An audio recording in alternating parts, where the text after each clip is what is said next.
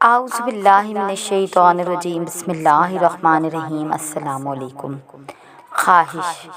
بادشاہ نے فقیر سے خوش ہو کر کہا، مانگو، کیا مانگتے ہو؟ اس فقیر نے کہا، حضور بس میرا پیالہ بھر دیجیے، مجھے اور کچھ نہیں چاہیے۔ بادشاہ ہنسا اور کہنے لگا، بس؟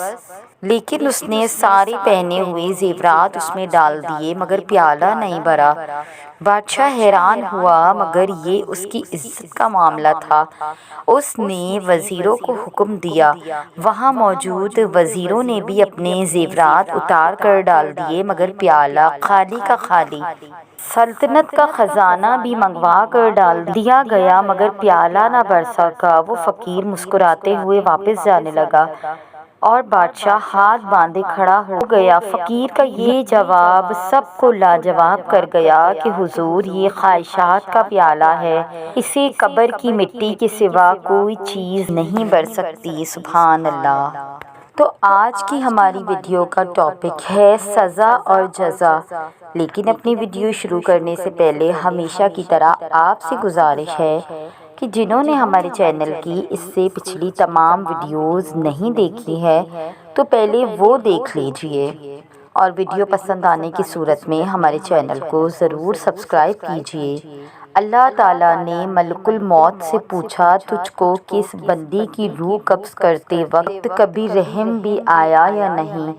تو ملک الموت نے عرض کیا، اللہ رب العزت، مجھ کو 2 انسانوں کی جان نکالنے میں بڑا دکھ ہوا تھا، اگر تیرا حکم نہ ہوتا تو میں ہرگز ان کی جان نہ نکالتا۔ ارشاد ہوا، بتاؤ وہ 2 لوگ کون تھے؟ عرض کیا، ایک تو وہ بچہ تھا جو نیا پیدا ہوا تھا اور اپنی ماں کے ساتھ جہاز کے ٹوٹے ہوئے تختے پر بے سر و سامانی کی حالت میں بحر بیکراں میں تیراتا جا رہا تھا۔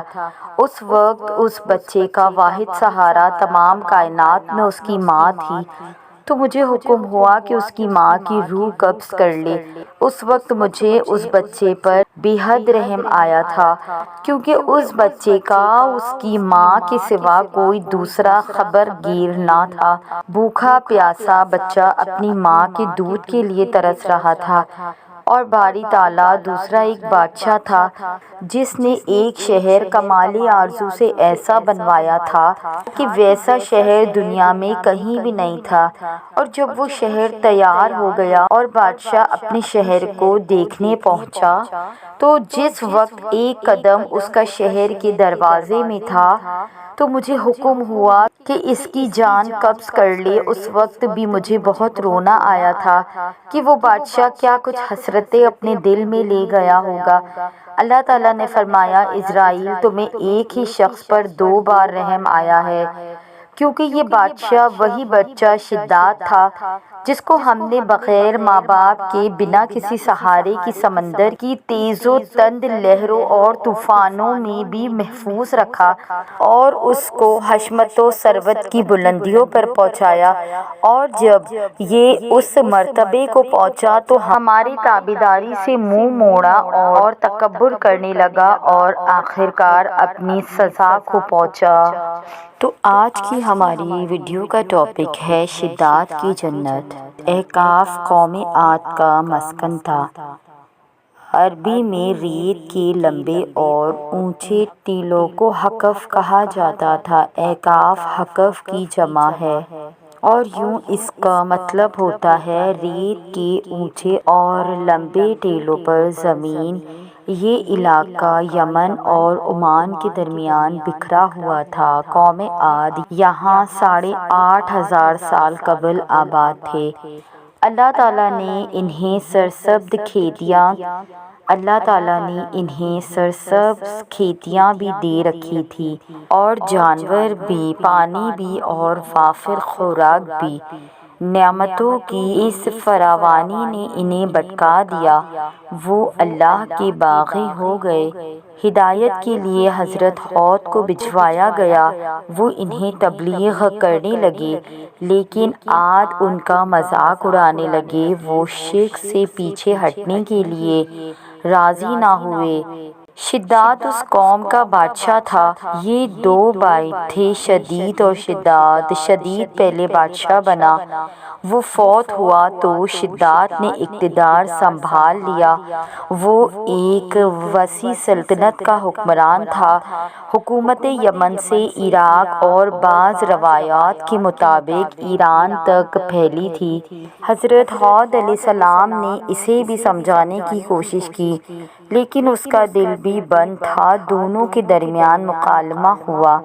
شداد نے حضرت ہود علیہ السلام سے پوچھا، میں اگر ایمان لے آؤں تو مجھے کیا فائدہ ہوگا؟ حضرت ہود علیہ السلام نے فرمایا، تم پر جنت حلال ہو جائے گی۔ شداد نے پوچھا، جنت کیا ہے؟ حضرت ہود علیہ السلام نے اسے جنت کا نقشہ بتایا۔ شداد نے دعویٰ کر دیا، یہ کیا بڑی بات ہے، میں بھی ایسی جنت بنا سکتا ہوں۔ حضرت ہود علیہ السلام نے اسے اس کفر اور اس شرک سے روکنے کی کوشش کی، لیکن وہ باز نہ آیا۔ اس نے سلطنت کے تمام بڑے معمار اکٹھے کیے اور احقاف میں ارم کے مقام پر 20 کوس لمبی اور چوڑی جنت بنوانی شروع کر دی۔ جنت میں سونے اور چاندی کی اینٹیں بھی لگائی گئی اور زیورات بھی لٹکائے گئے۔ اس نے شہد، دودھ اور پانی کی نہریں بھی رواں کر دی اور دنیا جہاں کے درخت، پودے اور پھول بھی لگوا دیے۔ قوم عاد بلند ستونوں پر محلات بنانے کی ماہر تھی۔ شداد کی ارم جنت میں یہ فن عروج پر تھا۔ ریت کے ٹیلوں کے درمیان بلند ستون تھے اور ان ستونوں پر سونے اور چاندی کی عمارتیں کھڑی تھیں۔ شداد نے فیصلہ کیا تھا وہ جنت کی تکمیل کے بعد اس میں قدم رکھے گا۔ معماروں نے جب اسے جنت کی تکمیل کی اطلاع دے دی تو وہ تیار ہوا، اپنی فوج لی اور جنت کی انسپیکشن میں نکل کھڑا ہوا۔ وہ جنت کے دروازے پر پہنچا، گھوڑے سے نیچے اترنے لگا۔ ابھی اس کا ایک پاؤں زمین اور دوسرا گھوڑے کی رکاب پر تھا کہ ملک الموت آ گیا۔ شداد نے اس سے صرف جنت میں قدم رکھنے کی مہلت مانگی، لیکن فرشتے کا جواب تھا، اللہ تعالیٰ کا حکم ہے میں تمہیں تمہاری جنت میں قدم نہ رکھنے دوں۔ وہ بہت گڑ گڑایا، لیکن ملک الموت نے اس کی جان قبض کر لی۔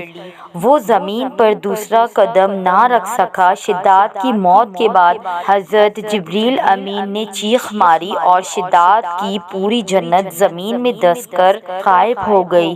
شداد کا انجام قوم عاد کے لیے کافی تھا، لیکن جب انسان کی عقل پر غرور کا پردہ پڑتا ہے تو شداد ہو یا شدید، اسے کسی کا انجام دکھائی نہیں دیتا۔ حضرت ہود علیہ السلام قوم کو شداد کا انجام بتا بتا کر ڈراتے رہے، لیکن عاد نہ مانے، یہاں تک کہ وہ مایوس ہو گئے۔ اللہ تعالیٰ نے انہیں ساتھیوں کے ساتھ علاقے سے نکلنے کا حکم دے دیا اور وہ قوم کو آخری بار سمجھا کر احقاف سے نکل گئے۔ اللہ تعالیٰ نے ان کے بعد عاد پر خوفناک آندیاں مسلط کر دی۔ وہ آندیاں 7 راتوں اور 8 دن تک چلتی رہی، یہاں تک کہ پوری قوم اپنے بلند ستونوں اور سونے اور چاندی کی عمارتوں سمیت زمین میں دفن ہو گئی۔ قوم عاد کا نشان تک نہ رہا، پوری وادی ریت کے صحرا میں گم ہو گئی۔ پانی کے ذخیرے بچے اور نہ ہی درخت، پودے، جانور اور کھیتیاں، صرف ریت کے لمبے اور اونچے ٹیلے بچ گئے۔ پھر قوم عاد کے بعد قوم سمود کا دور آیا۔ یہ لوگ موجودہ سعودی عرب کے علاقے میں مدائن صالح میں آباد ہوئے، پہاڑ تراش کر گھر بنائے۔ اللہ تعالیٰ نے انہیں بھی رزق، پانی اور سبزے سے نوازا۔ یہ لوگ قداور اور مضبوط بھی تھے، وہ کھڑے درخت اتار کر پھینک دیتے تھے۔ یہ طاقت انہیں کفر کی طرف لے گئی۔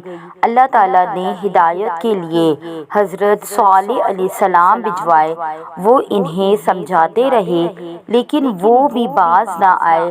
اللہ تعالیٰ نے انہیں ہدایت کے راستے پر لانے کے لیے اونٹنی اور اس کا بچہ بھی بھجوایا، لیکن وہ ہدایت پانے کے بجائے اونٹنی کے دشمن ہو گئے۔ انہوں نے ایک دن اونٹنی پر حملہ کر کے اسے قتل کر دیا۔ اونٹنی کا بچہ ڈر کر پہاڑ کی طرف دوڑا، پہاڑ شق ہوا اور وہ اس میں گم ہو گیا۔